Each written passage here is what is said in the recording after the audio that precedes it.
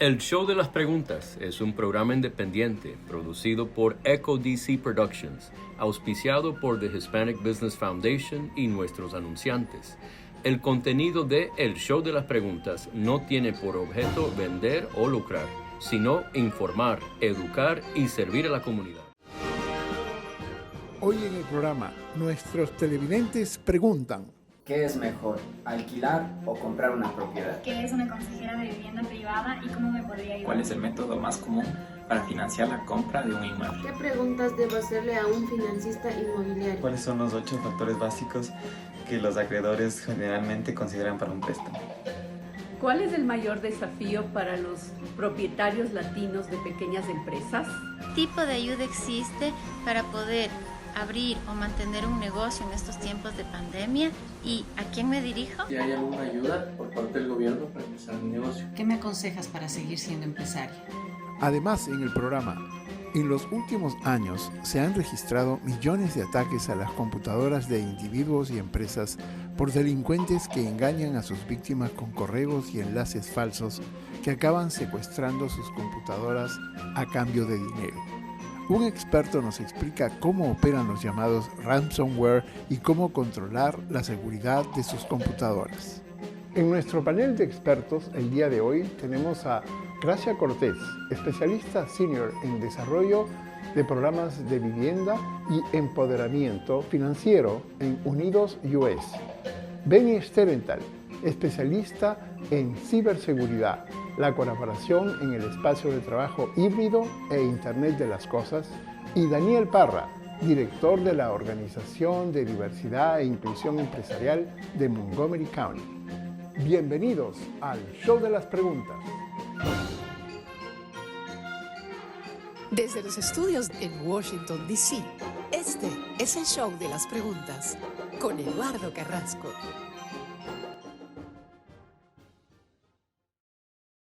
En los próximos 20 años, el 70% de los nuevos propietarios serán hispanos. La comunidad latina silenciosamente progresa y construye el sueño americano. Actualmente, oportunidades hay muchas y muchas buenas ventajas para comprar una casa.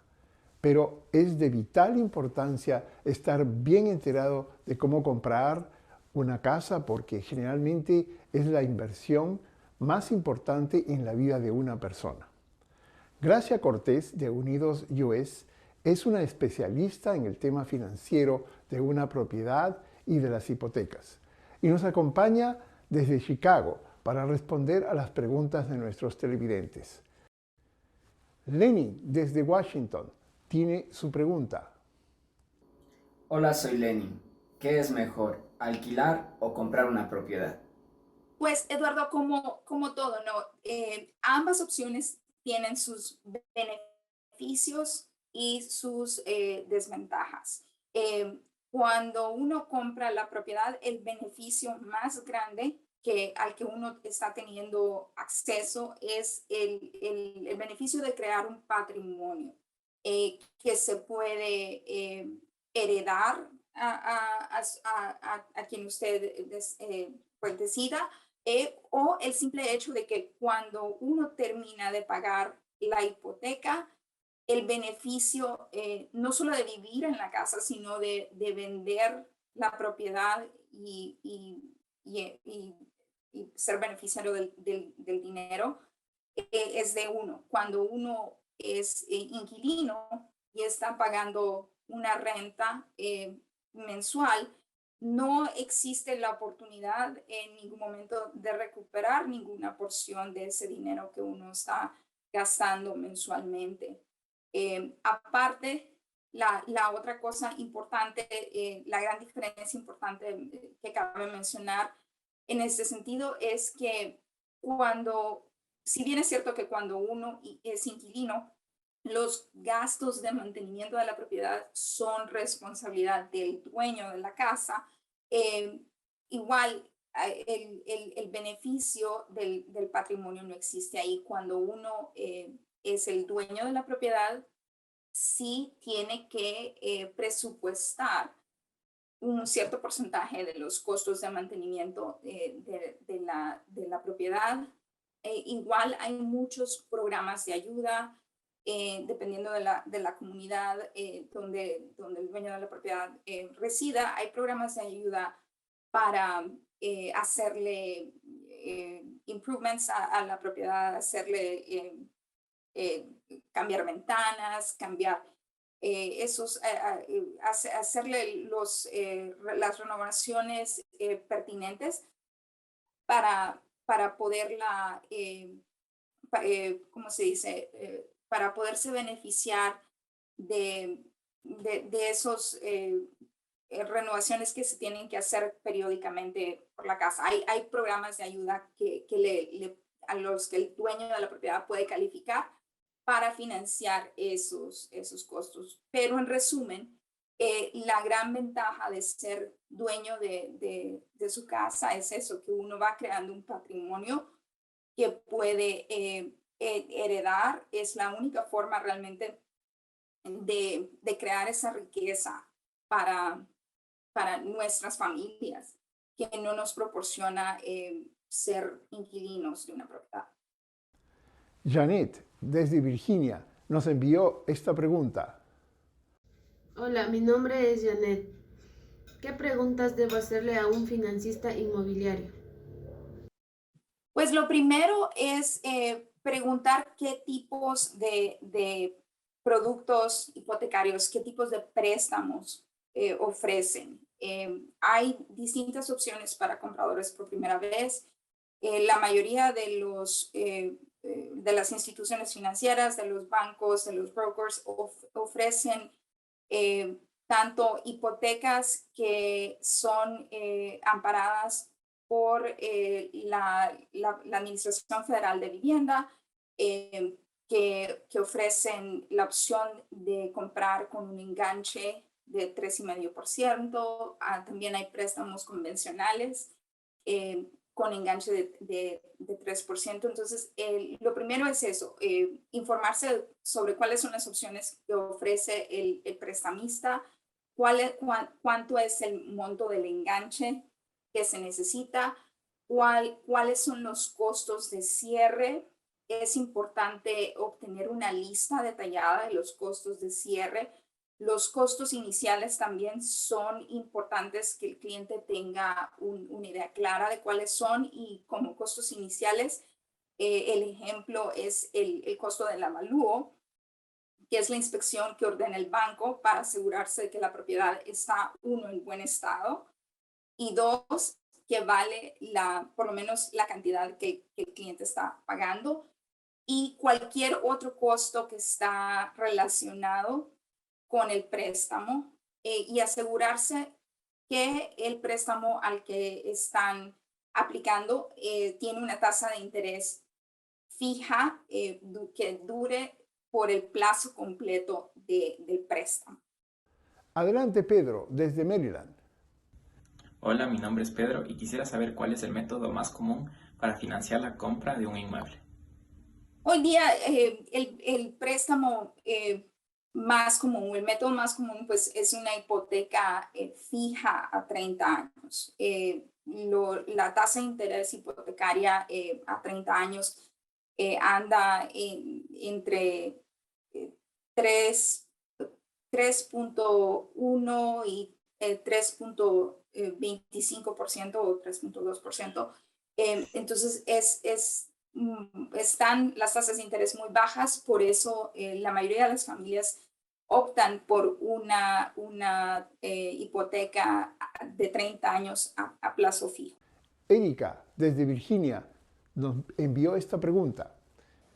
Hola, soy Eric y quería preguntarles cuáles son los 8 factores básicos que los acreedores generalmente consideran para un préstamo.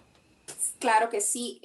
El prestamista hipotecario necesita analizar primero o estudiar el historial de empleo del aplicante, el tipo de empleo, es decir, es la persona empleada con una W2 o es un empleado independiente que recibe una 1099, entonces el tipo de empleo, el historial de crédito, porque por lo general el prestamista necesita que el cliente tenga un historial de crédito entre año y medio y 2 años, donde existan por lo menos 2 líneas de crédito que estén siendo consistentemente reportadas todos los meses, las declaraciones de impuestos de los últimos 2 años, donde el ingreso sea consistente al ingreso actual del cliente. La calificación de crédito es muy importante. Dependiendo del tipo de programa, hay calificaciones de crédito mínimas que el cliente necesita tener para poder calificar, las reservas para pagar el enganche o la prima y los costos de cierre. El prestamista necesita asegurarse que la persona tiene la cantidad necesaria para cubrir el enganche y cubrir los costos de cierre. También el prestamista pone atención a si la propiedad va a ser ocupada por la persona que está aplicando para el préstamo o no. Eso es importante para el prestamista porque si la persona que está aplicando al préstamo no va a residir en la propiedad, entonces la tasa de interés tiende a ser más alta, y el tipo de propiedad también es importante. Con el tipo de propiedad me refiero a si la propiedad que se está comprando es una propiedad individual, un single family home, o una propiedad, y puede ser single family home, de hecho, que sea condominio o que sea una casa individual, o si la propiedad es una propiedad de 2 a 4 unidades. Esto es importante porque el tipo de propiedad también puede afectar la cantidad de dinero que se necesita para el enganche. Entonces, esos son los factores generales que cuando uno contacta al prestamista o al oficial de crédito, la información básica que ellos van a necesitar. Cuando volvamos, todo lo que se necesita saber para preservar la información de nuestra empresa de los hackers.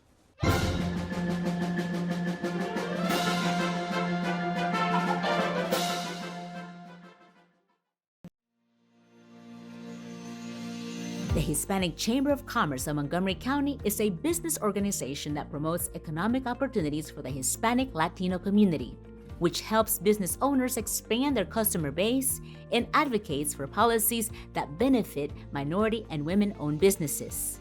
Join today at hccmc.org. The Hispanic Chamber of Commerce of Montgomery County, tu cámara.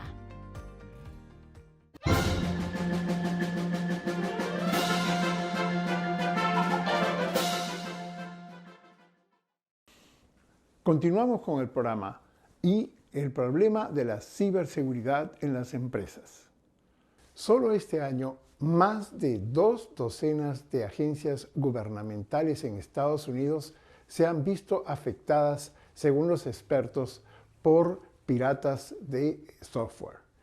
La modalidad más común en estos casos han sido los ransomware, que explotan los agujeros de seguridad de una empresa o de un individuo y bloquean sus computadoras para después exigir un rescate económico para desbloquearlas.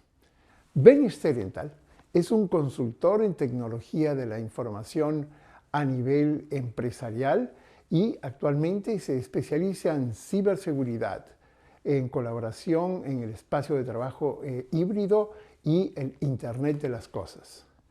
Benny fue gerente de Microsoft en el Perú, ahí nos conocimos, y reside en Florida actualmente, desde donde nos comunicamos con él. Él nos explica en qué consisten estos ataques y cómo podemos protegernos. ¿Por qué debo preocuparme por la seguridad de la información en mi empresa? Bueno, eso realmente depende.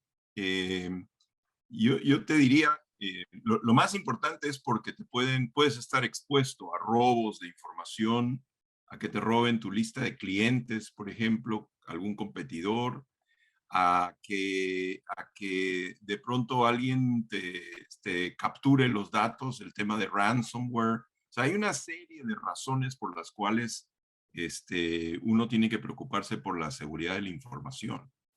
Yo en el mundo, digamos, yo un poco divido el problema de ciberseguridad en dos. Hay un conjunto de entidades, individuos o instituciones que están a la caza de incautos, ¿sí? Es como yo digo, como que van a cazar mariposas. Es la gente que compra listas en el dark web, digamos, en el mercado negro, de manera muy barata, y empiezan a disparar correos con todo tipo de malware para que los incautos que no se dan cuenta le den clic a una liga y ya les capturan el computador para robarles y qué sé yo. Y por otro lado están la gente muy especializada que tiene bien definido a quienes quiere atacar. Es decir, no sale a cazar mariposas, digamos, así con su red, a ver qué pasa, sino van de manera muy puntual a atacar ciertos objetivos. La pequeña empresa, por lo general, va a caer dentro del ámbito del primer esquema, yo diría. No creo que alguien se preocupe de ir a atacar específicamente una empresa pequeña.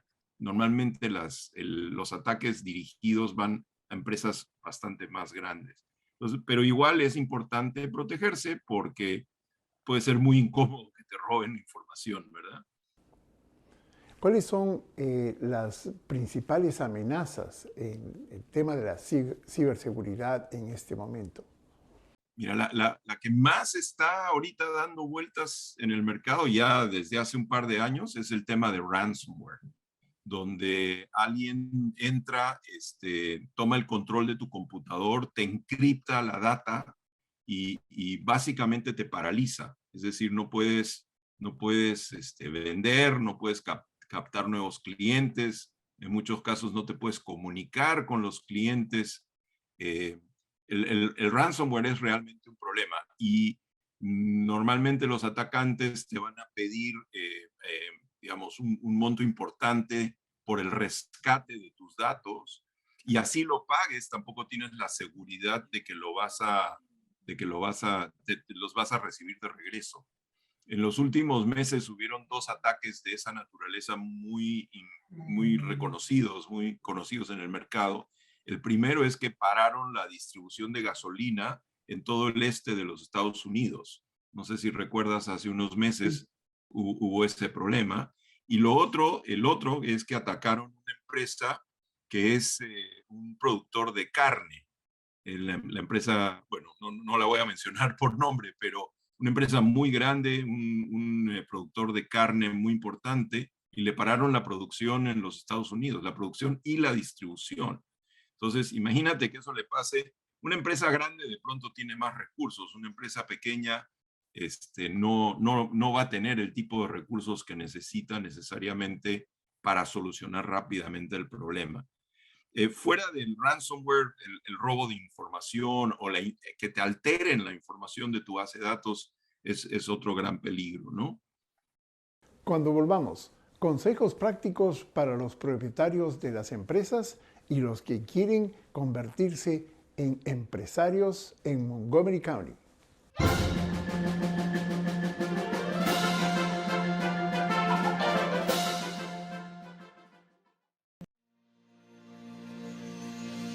The Hispanic Chamber of Commerce of Montgomery County is a business organization that promotes economic opportunities for the Hispanic Latino community, which helps business owners expand their customer base and advocates for policies that benefit minority and women-owned businesses. Join today at hccmc.org. The Hispanic Chamber of Commerce of Montgomery County, tu cámara. La vida no siempre te da tiempo para cambiar el resultado. La prediabetes sí. 1 de cada 3 adultos tiene prediabetes, pero con un diagnóstico temprano puedes revertir la prediabetes y cambiar tu resultado. Toma la evaluación de riesgo de 1 minuto hoy. Visita podriatenerprediabetes.org.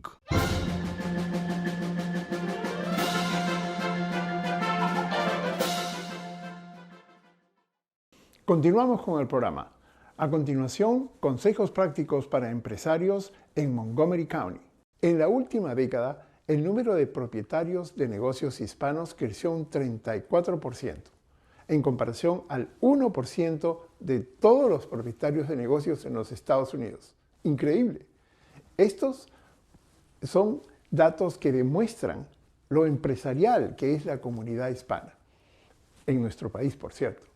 Daniel Parra tiene más de 20 años como un especialista en la capacitación empresarial. Ha trabajado con la comunidad hispana en corporaciones y organizaciones sin fines de lucro. Actualmente es director del Business Diversity and Inclusion de Montgomery County. A continuación responde a las preguntas de estos televidentes. Adelante, Elena, con su pregunta. Hola, soy Eliana. ¿Cuál es el mayor desafío para los propietarios latinos de pequeñas empresas? Ayude a entender si vale la pena hacer la inversión, etc. Nos encontramos, por ejemplo, con gente que ya tiene el capital y lo que hace es que lo arriesga de una forma muy cándida, si se puede utilizar esa palabra. Vendieron su casa en Centroamérica y tienen cómo abrir un restaurante y quieren abrir el restaurante porque los amigos y la familia le han dicho que cocina muy sabroso. Hasta ahí no hay problema. El problema es que hay otras necesidades y hay otras cosas que tener en cuenta antes de invertir en la venta de esa casa en Centroamérica, en la compra de un restaurante y mirar a ver qué pasa. Entonces, acceso a capital, pero también el uso de ese capital. Y requiere de entrenamiento y requiere de unos conocimientos adicionales, no solamente el de los skills profesionales, el de los conocimientos profesionales del área en el que quieren abrir su negocio. Requiere entonces un poco de preparación, un plan de negocios, un plan de mercadeo, un plan financiero. Yo sé que para nosotros, que estamos muy hechos acostumbrados a desarrollar los negocios como los desarrollamos en nuestros países, suena un poco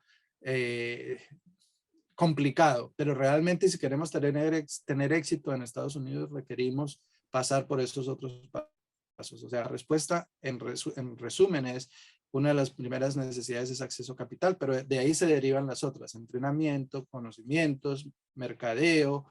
Y finalmente, algo que me parece muy importante destacar en este programa es el concepto de conexiones. Las cámaras de comercio cumplen esa función y hay que aprovecharlas. Las cámaras de comercio en Estados Unidos funcionan muy diferente que en nuestros países. En nuestros países es un requisito de gobierno obtener una certificación o un registro de cámara de comercio para poder funcionar y poder poner un papel en una pared de nuestro negocio. Aquí es distinto. Aquí es a voluntad del dueño de negocios, pero requiere que entendamos para qué nos unimos a una cámara de comercio.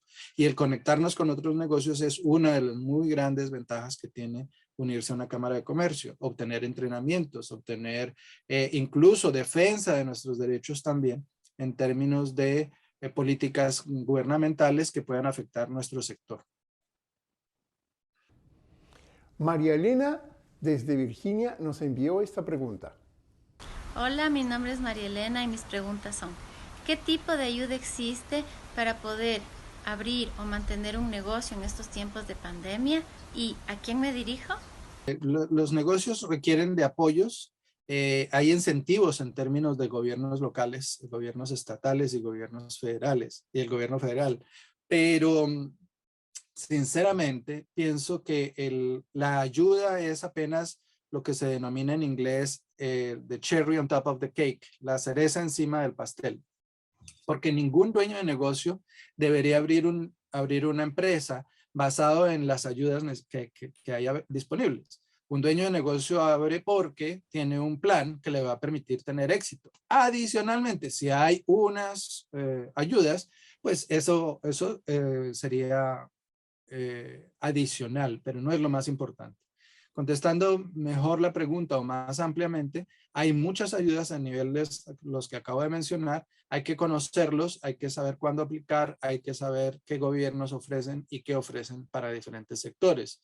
Por ejemplo, el gobierno del condado de Montgomery, a través de un programa federal, tiene establecidas unas zonas de desarrollo económico. Hay 14 zonas de desarrollo que se llaman Hub Zones, o Opportunity Zones también se llaman, y zonas de oportunidad. Entonces, si conocemos esos programas, si conocemos de esos detalles, podremos saber si el negocio donde lo estamos abriendo pertenece a una de esas zonas de oportunidad y qué requisitos hay para que podamos participar de esas ayudas. Es solo por dar un ejemplo, pero hay muchos, Eduardo.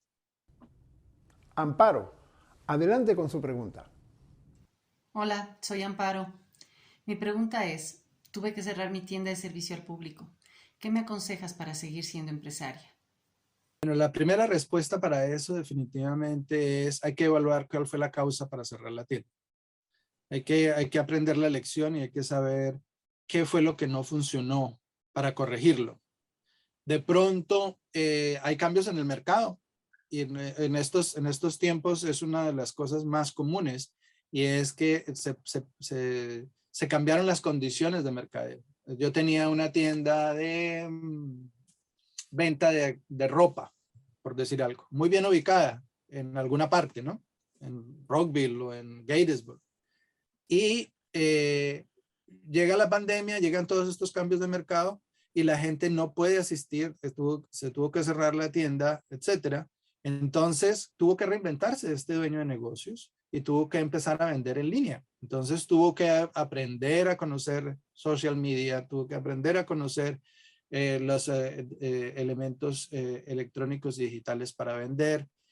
Es decir, en una sola palabra, lección aprendida, llegó una situación difícil y tuvo que cambiar el rumbo del negocio hacia otro y continuar siendo dueño de negocios. Evaluación en primer lugar. Segundo, tomar acción para hacer los cambios necesarios. Y tercero, identificar el pro y el contra de los cambios en la nueva etapa de un negocio o como empresario. Gracias a Benny Sterenthal, Gracia Cortés y Daniel Parra por su participación en el programa. Esperamos tenerlo nuevamente entre nosotros. Es todo por hoy. Gracias por su sintonía y síganos en Facebook y YouTube, donde siempre tenemos novedades y donde también ustedes pueden dejarnos sus preguntas para responderlas en el programa. Y recuerden, si tiene preguntas, nosotros tenemos las respuestas en el Show de las Preguntas. La versión completa de las entrevistas que usted ve en el programa se encuentran en nuestras páginas de Facebook y en el canal de YouTube.